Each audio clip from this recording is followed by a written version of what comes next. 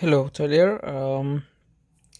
This is my final presentation. I already did a presentation about United Airlines, about how not to handle well the customer service, and I just feel like why not to do it in the same company to um, dig deeper about how is this company doing. So let's move forward. So, who are United Airlines? It's a major American airline. It is based in Chicago, Illinois, in the Willis Tower.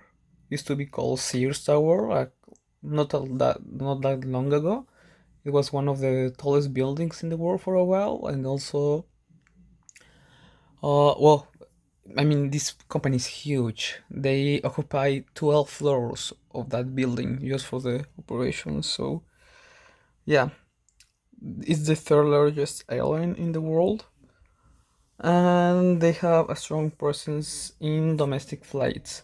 In the SWOT analysis, uh, I mentioned that one of the opportunities of United Airlines is to expand their overseas destinations, because right now they are focused in their domestic flights, which is fine. I mean, they have a lot of competence um, with American Airlines and Delta and other American Airlines, but still, I think they can like expand their product. So yeah, this is United Airlines. Sorry, and moving forward, let's talk a little bit about history. It all started with Barney Airlines in 1926. This airline was founded by Walter Barney, and I mean you can see here the logo. It's quite cool if you ask me. And one of the aircraft they used to use. In this moment, the the like the aircrafts were smaller, way smaller. Like you can just like one person, maybe two tops, can fly this aircraft. So in that time, it was mostly to ship email, and yeah, mostly all the airlines would do use the mail. But then this character William Boeing in 1927, uh, he um, he started to merge his company with another few. I mean, at this time there were a lot of airlines in the United States who used to deliver mail.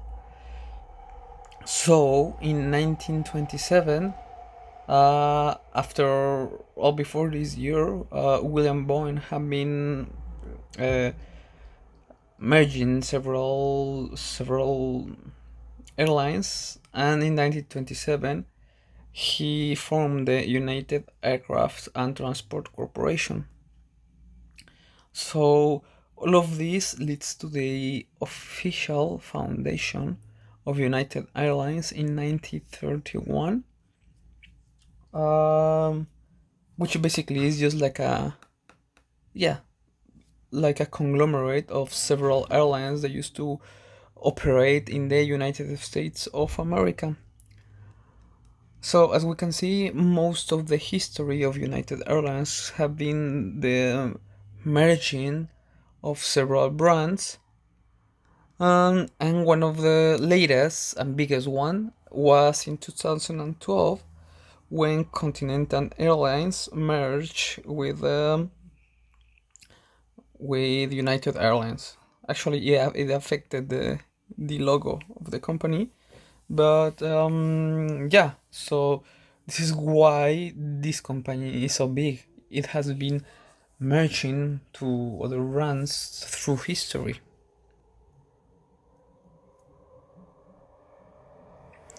In the state of affairs, the ownership, well, United Airlines is a public company, which means you can buy shares in the Wall Street, in Wall Street. So, um, yeah, it's a public company. It says that it has a market value of 21 million US dollars. This was in 2018. However, 2 years have passed, and given the current situation of the airline industry in general, I'm quite sure that this amount is quite less. And the CEO is Oscar Munoz, but apparently he's set to leave the chair this present May, yeah. And another member of the board is gonna take his place as CEO. And this is like a graphic of the leading airlines worldwide in 2020. Oh, of course, at the beginning of the year. In the first one, we have Delta, then American Airlines, and then in third, United. And the brand value is 8,227 million dollars, so it will be like $80 billion. This is the brand value, so it's a huge company. All of this information, well, not all of this, but some of this information has been collected from the official United Airlines website. So they have a huge route network. They have 362 destinations or airports. They have 120 international destinations and 242 domestic destinations. They operate in 61 countries or regions.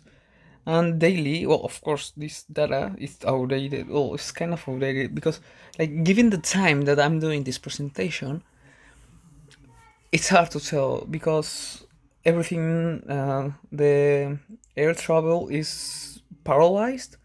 So before the coronavirus outbreak, they used to have 4,989 daily departures, and in 2019, a total of 162 million passengers used this airline or any of their subsidiaries.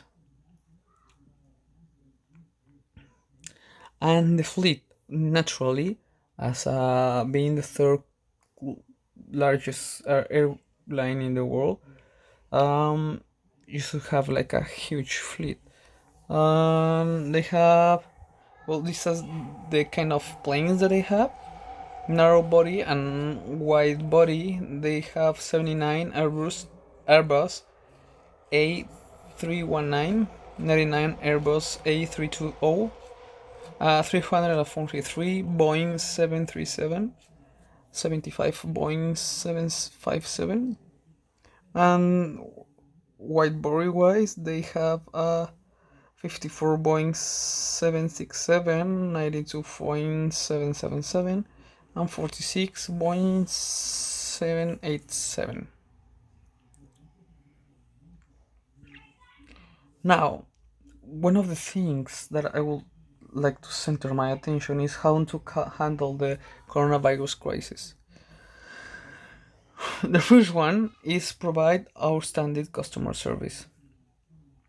During the years, United Airlines has been involved in a series of scandals regarding bad customer service and a even worse way to handle these scandals. So, I think one thing they should do is focus maybe all of their efforts and attentions in bring an outstanding customer service. This happened just like 2 or 3 days ago. this person, Ethan Weiss, is a doctor, and he's tweeted, I guess United is relaxing their social distance policy these days. Every seat full on this 737. So, apparently, in this plane, uh, there were traveling 25 doctors who were working in a New York City hospital to another American city. And not even they didn't follow, because of course United Airlines announced that they were going to adopt some measures to avoid like the transmission of the disease during their flights, and not even they didn't uh, gave this space between seats, as you can see in this picture. They also put like 25 high risk people. High risk, I mean, because they work in the front line, they are doctors in one single plane with who knows how many more people. So, I mean, they have a history of being roasted in social media, and they still keep doing this kind of non so smart stuff. So I guess they should um and well, this comes to my next suggestion. Suggestion, sorry. They should regulate the number of passengers. How to do so? Just like maybe they could like have a, yeah, just leave the middle row without a passenger. I know that they don't have as much flight departures as they used to have, but come on, like um maybe this will make them feel that they have the need to fill the airplanes as much as they can. But I don't think that's a wise idea. I think they should like right now stick to whichever conditions they have to compile with, and just like stick to them. I think they have to regulate the number of passengers they have in one aircraft, and I think they should ask them this they should ask them all to wear a mask and just like regular social distance measures. Also, they can cut costs. Earlier I saw an interview to executive of United Airlines. They were trying to reduce to the half the salary of the executives to maintain the company on float, which I think it's nice because I mean, of course they earn a lot of money, and this is one way of helping the company. They have been given some help from the federal government, $20 million, something like that. But they are still reporting losses. They have said that they're gonna lay off 30% of the personnel, and some of them are like voluntarily laying off. I don't know what that means. I mean, given the way they handle things, maybe it is not that voluntarily as they say, but who knows? That's what they say. And yeah, cut cost is basic if they want to stay operating. Sanitize aircraft. I think that after each flight, even if this represent one cost extra and they are supposed to cut costs, it doesn't matter. I mean, you have to do it if you not only just to like to keep your good image or to keep traveling or keep operating. I mean, if you don't do this and more people get sick, there's not gonna be any customers left to serve. So what's the point of that? Just like invest in sanitizing the aircraft after each flight. And my last suggestion is just to hold on. To hold on as every other business is doing now. Um, right now, in some parts of the world, the economy is starting to reactivate. I hope this happens soon, to also to all of us, so we can return to our lives, to our regular lives. But still, like I think that United Airlines have to hold on a little bit more and just stick to these little pieces of advice that I have to give them. Of course, they probably not gonna listen to me because no one's probably gonna see this video about you, Teller. But but yeah, um, that's what I have in mind. Well, thank you for your attention, Teller. Have a great afternoon.